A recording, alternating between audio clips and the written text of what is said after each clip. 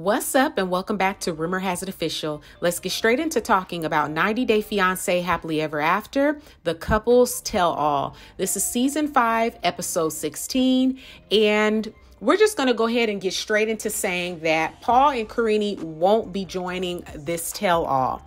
So starting off with Colt and Debbie. Now, Jess calls Debbie a demon in her red. Okay, these couples wasted no time going at it with each other. Andrei really had a lot to say to Larissa, saying that she was Michael Jackson 3.0 and that she'll have to upgrade her face in a couple of years. He also went as far as to challenge her priorities, saying that she should be sending money to her kids instead of spending money on surgery. I think that he has a point, but he shouldn't be the one addressing another woman. He should not be addressing her. So I felt like that was out of line and very disrespectful because she's a woman. And why are you deciding to pick on and start fights with a woman? Are you attracted to her? Do you think that she does look good, but you think by talking bad about her, it'll make it seem like you don't think that she looks good? I don't know what the case was, but I wasn't impressed. And I think that he should have kept his mouth shut. I also sensed some tension between Elizabeth and Larissa because she said some really nasty things too. And I'm like, where's all of this animosity coming from? I'm just trying to figure out what is Andrei's problem and what was Elizabeth's problem against her, because they had a lot to say. I don't know. Comment down below your thoughts and let me know what you think. But Andrei and Sinjin chimed in, and I feel like they should have kept their mouths shut, for real. So let's move on to Elizabeth and Andrei. Okay, speaking of these two clowns. So Andrei has still been staying at home and hasn't been looking for work. Am I surprised? Not at all. Now, it's clear that he is comfortable mooching off of Elizabeth's family, washing dishes and washing the cars, like Libby put it. She said that's basically all he does. And he was like, don't try to play me here, while we're in front of everybody, like that's all I do. But basically, if that's what she's saying, that's all you do. So they discuss gender roles, and it's obvious that Andrei wants to be in charge and stay at home and watch their child, quote unquote, watch their child. Now, y'all, I was no more good when Colt said that since Chuck is paying for everything, then he's the man of their house. When I tell you that was good, y'all know I can't stand Colt, but that right there, that was good. He said, and I'm going to repeat it again, since Chuck is paying for everything, that would then make him the man of their house. That was real good. I about hollered. So they then bring in the Three Stooges, and Jen takes that opportunity to again bash Andrei. I don't know if this girl is really attracted to Andrei, and that's why she goes after him so hard, because I'm not trying to be mean, but have y'all seen her husband? It's like he's not the best looking or somebody that you would think that she would go for. Okay, now I'm not saying looks are everything, but I'm just saying being how money hungry they are, how they seem like they're very into how they look, and their status. I just wouldn't picture her with a man like him. So I'm sure she married him for money. I'm sure that her father and them taught her to marry well, marry wealthy. That's just what I feel. You can comment down below your thoughts and let me know what you think. But she could be very well attracted to Andrei, and that's why she goes so hard, because she wishes that he was hers. I don't know. Elizabeth says that she agrees with what her sister is saying, and Jen gives this smirk like, yeah, now what type of thing to Andrei. This family is acting, and I'm going to forever stand by that.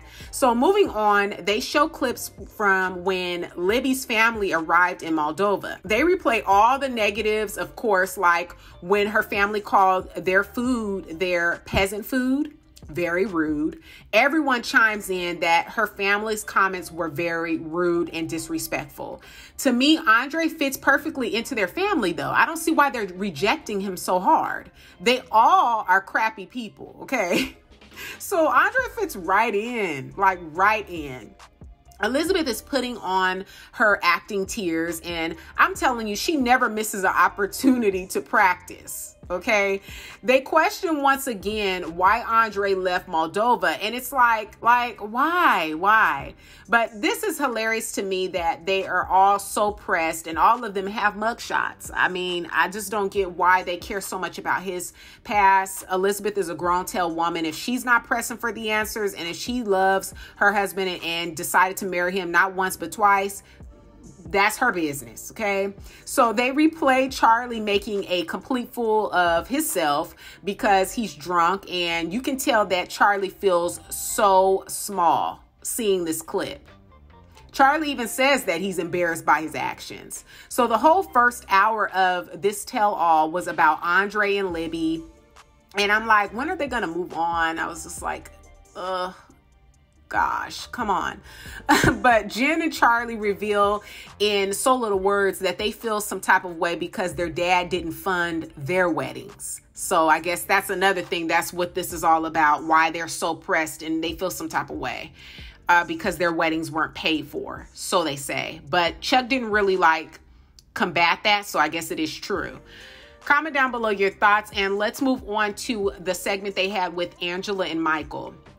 So Michael says that they still fight, but they settle it quickly.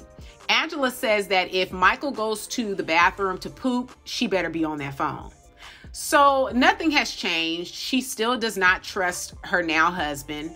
And they replay Michael looking at the dancer at the club. You guys, the hilarious part of that scene for me was her fussing in the taxi and JoJo's facial expressions. It's like, she's like, you hear me? I'm not going to marry a man who's going to disrespect me in my face. So guess what he'll do when I'm not around? Like, she's going off, and JoJo is just like, yeah, you're right, sissy. So Michael did get lost in that dancer's booty. Okay, he did. But he claims that he didn't look. I believe that he did. But okay. You comment down below your thoughts. Did Michael get lost in the booty? Because he did. But Michael needs to learn to say as little as possible at these tell-alls. I'm telling you. And just speak when spoken to, because he always gets in trouble. He always gets himself in trouble. So they also replay when Michael and Angela got married, and she gets up and walks off. Okay, they're like telling her, oh, Angela, you just look so beautiful during your day. Absolutely stunning, right? That's what the host Sean is saying. You looked absolutely stunning. And so you just see Angela take her clip off. And at first I'm thinking, is she going to go in her bra and pull out a Kleenex or a tissue or whatever? But she pulls the mic off and then walks off. Michael says, on a serious note, Michael says that it's because she misses her mom. So Angela says that the pandemic has affected things, and they probably will have another year before they can even be together again. And that's like, I don't know. It's going to take some years if this dude can really get over here. I don't know. I think he might want to go ahead and say, well, we tried, chuck the deuces, go marry him, a beautiful Nigerian woman, and have some babies. Because that's really what Michael wants. Comment down below your thoughts, and let's move on to Colt. So Colt tells Jess not to act like she loved him because she wanted to change everything about him, right? And Debbie tries to chime in. I'm not surprised. And Jess tells her to shut up. So she gets up and says that she's not going to play this game, right? And Colt reveals that Jess had him in the bed before even knowing each other's names. So now he's trying to really bash her. You know what I'm saying? Get her to make it seem like she's fast. Now, if that is how she rolls, again, that's folks' business, okay? So they talk about Colt's social media activity with other women. And y'all, why did Angela say that she wished that Colt would send her a pic of his private part? Now, let that have been Michael to say some junk like that. You know, she would have been chewing him, cussing him out, calling him every name in the book. So I don't even know why she can get away with doing stuff like that and talking like that. And then when Michael does something, it's the end of the world. I can't trust him. Some of Angela's comments and different things that she was saying about other men, she was out of line to be a married woman. So I don't understand, why is it such a double standard? When Michael does something, it's the end of the world. But when Angela says something, Michael's just quiet. He can't check her. He can't say anything. He has no voice. So yeah, I was just like, ugh. Angela, first she wants Libby's dad, Chuck, you know, because she even commented on him talking about, you know, if I wasn't married to, oh, I wish I would have met you before I married Michael or something like that. Now Colt, ugh, yuck. Comment down below your thoughts, and let's move on to Kalani and Asuelu. So Kalani says that she is surprised at Asuelu being there, but she says that they are together, but also in a rocky place. Asuelu has been playing volleyball every day and not wearing a mask, plus being a dance instructor and going to practice for that. And Kalani feels like he's not really even making that much money. So being that he's not really making that much money, he can stay home and ensure the safety of his family. You know what I'm saying? But Asuelu doesn't see the difference with him going to play volleyball and them going to make a run to the grocery store. And Tanya chimes in. She's like, yeah, but that's an essential risk. There's a difference. You're risking to go out and get essentials for food so you can survive. You're not going out for pleasure to do something that you enjoy. They replay back when Asuelu called Kalani a B, and Kalani's mother says that they won't last. You know, they're pretty much over it. Kalani's mom and Kalani's sister. And Kalani won't continue to put up with his crap. This is what Kalani's mother is saying. Asuelu doesn't like the conversation that they're having and decides to remove his mic and attempt to walk off, making sure to just cause a scene, you know, and he's having another one of his tantrums. Now, they move on to the family conflict, right? And so Tammy and Asuelu's mother join the tell-all. Now, there is a lot of pettiness between Kalani and Asuelu, mainly because Asuelu is still very immature-minded, and he tells her that he won't listen to her because she doesn't listen to him. When he tells her not to sniff milk, okay.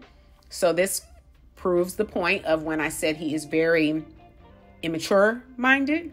Yeah.